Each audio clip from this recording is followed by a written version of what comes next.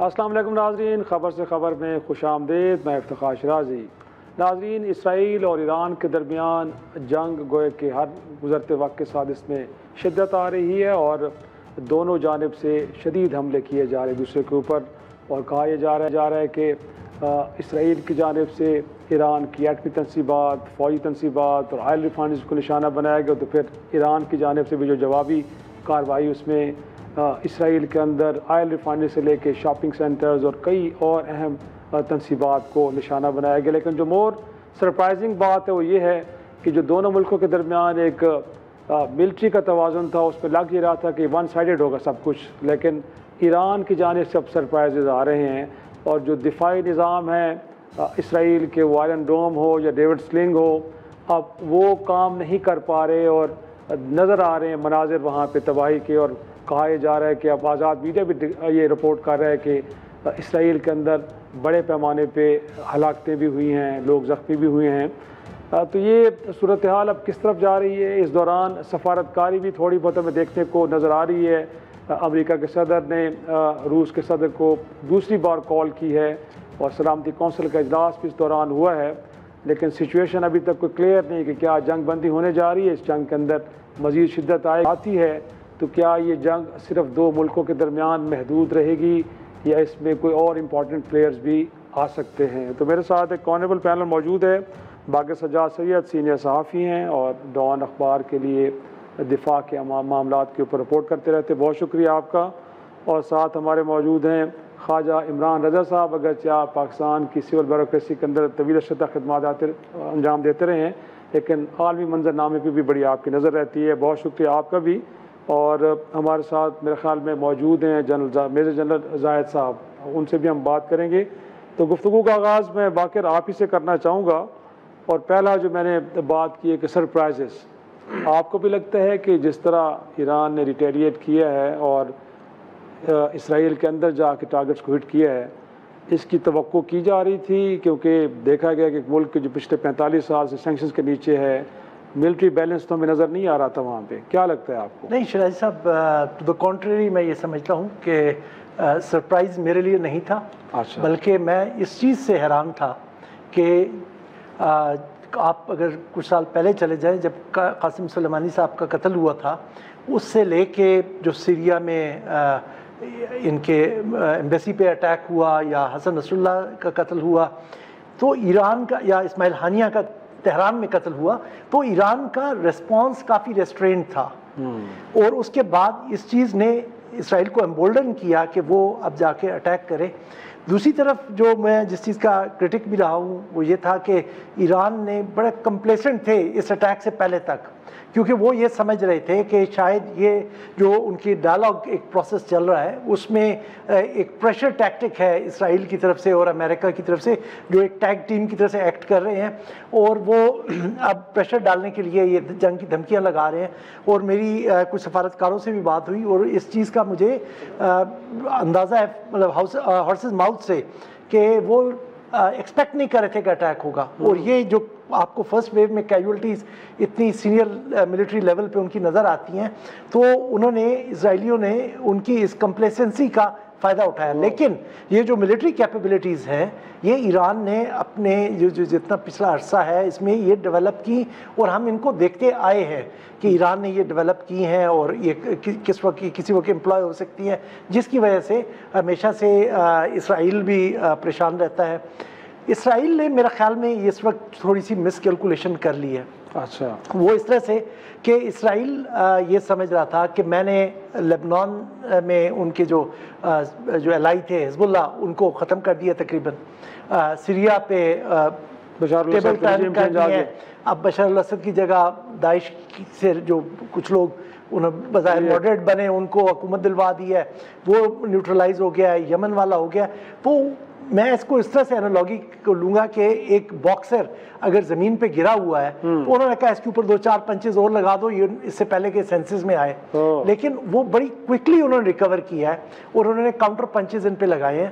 اور اس وقت جس طرح سے ایسکیلیشن لیڈر پہ یہ دونوں ملک آگے بڑھ رہے ہیں، یہ اسرائیل یہ راستہ اختیار کیا ہوا ہے۔ اگر پہلے دن 60 आदमियों की शहादतें हुई, वो उन्होंने उनकी मिलिट्री लीडरशिप को डिकैपिटेट करने के लिए अटैक किया, तो 7 सिविलियंस भी मारे गए।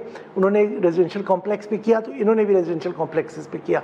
उन्होंने ऑयल सेक्टर पे अटैक किया, इन्होंने भी ऑयल सेक्टर पे किया। अभी इन्होंने पहले राउंड में इन्होंने न्यूक्लियर फैसिलिटीज़ पे अटैक किए हैं, लेकिन उतने सिग्निफिकेंट नहीं थे। जो इमेजरी आई उसे लगा कि वो अफेक्टेड नहीं थे। आज इस्फहान पे किया है।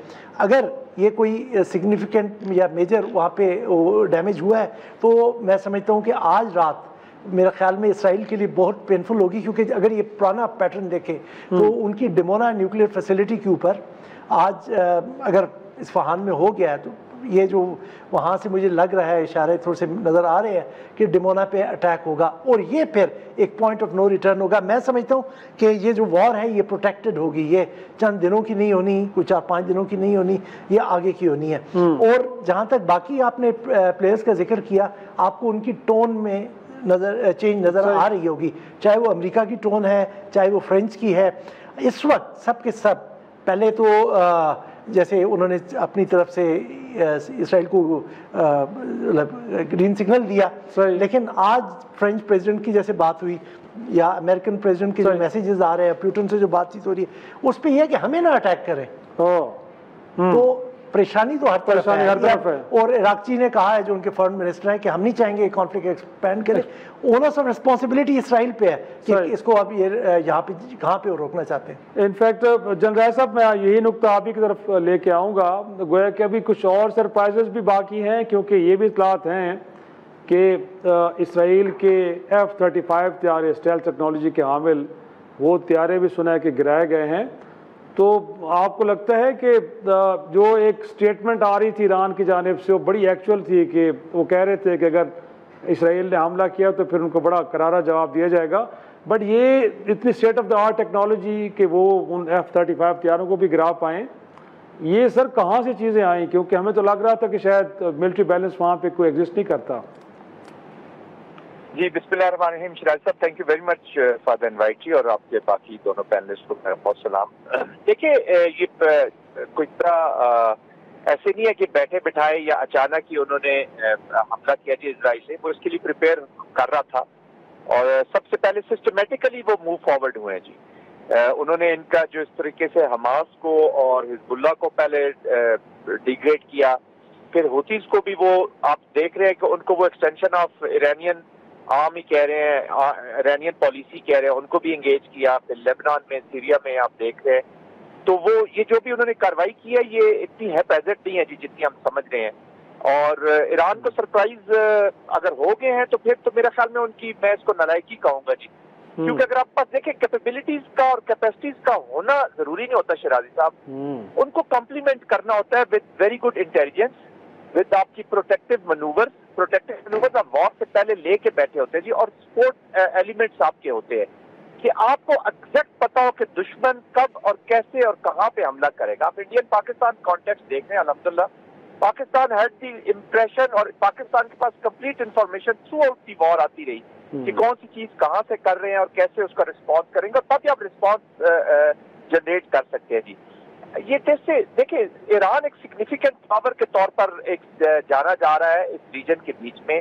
कितना है कितना नहीं है, ये जरा डिबेटेबल है जी। मैं वेरी रियलिस्ट मैं जो एनालिसिस करूंगा उसका, क्योंकि एयर डिफेंस सिस्टम, उनका इंटेलिजेंस सिस्टम फेल हुआ है ऑलरेडी। उनके अंदर एलिमेंट्स मुसाद इंग्रेस बहुत डीप कर चुकी थी, और ये उनको अंदाजा लगा लेना चाहिए था जब पेजर्स वाला जब लीड लोगों को मारा गया था।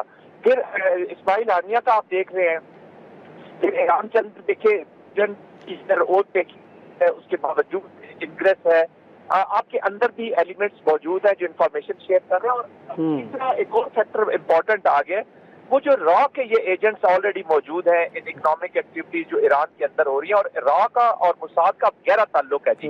ये जॉइंट एप्लीकेशन हुई है इंटेलिजेंस प्लस। तो ये आपका बड़ा नाइव अप्रोच है ईरान की, कि आपका देखे ताकत तो अभी राफेल इंडिया के पास भी थे, लेकिन उन्हें नहीं पता था कि पाकिस्तान ने उनको गिराया, जहाजों को किससे पहले यूजलेस उनको या उनको किसी काम का नहीं छोड़ा इलेक्ट्रॉनिक वॉरफेयर के जरिए। आपको याद होगा पहले दिन की 4 बाला से उड़े थे, इलेक्ट्रॉनिक फेल हुए तो वो लैंड उन्होंने किया जी Srinagar. But anyway, coming back to this, देखे اگر ایران کا مین رسپانس جو ابھی سامنے نظر آ رہا ہے ملٹری رسپانس جو ہے وہ صرف اب میزائل میں نظر آ رہا ہے. ان کی ایئر ڈیفینس اتنی افیکٹو نہیں ہے کہ وہ ان جہازوں کو یا ان کی جو ڈیپ اسٹرائک ہے وہ ایئر کراس کر کے آتے ہیں ایئر اسپیشلی جارڈن اور وہ ان کو عراق اگر ان کو پرمٹ کرتے ہیں یا آنے دیتے ہیں تو وہ کسی وقت بھی کسی جگہ پہ بھی آ سکتے ہیں. تو فیز 1 میں انیشلی وہ اپنی جو نیوکلیئر سائٹس ہیں ان ساروں کو ٹارگٹ کریں گے, ان کی میزائل فیسلٹیز کو یا لانچر جس جگہ پہ ہیں یا جیسے یوز کرتے ہیں ان کو کریں گے. لیکن جو مس کیلکولیشن اسرائیل نے کی ہے نا جی, وہ یہ مس کیلکولیشن نہیں کی کہ انہوں نے حملہ کیسے کیا, وہ بالکل ان کی آپشن امریکہ کے ساتھ مل کے بھی تیار ہو گیا. امریکہ ایسے ٹیسٹ اپروو نہیں دے سکتا.